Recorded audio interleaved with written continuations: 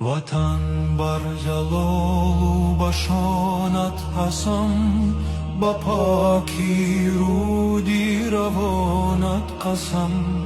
با کوه و با دشت و با دامای تو، با مرغی بلند و شیانت قسم. کی جان و تنم را فدایت کنم، همه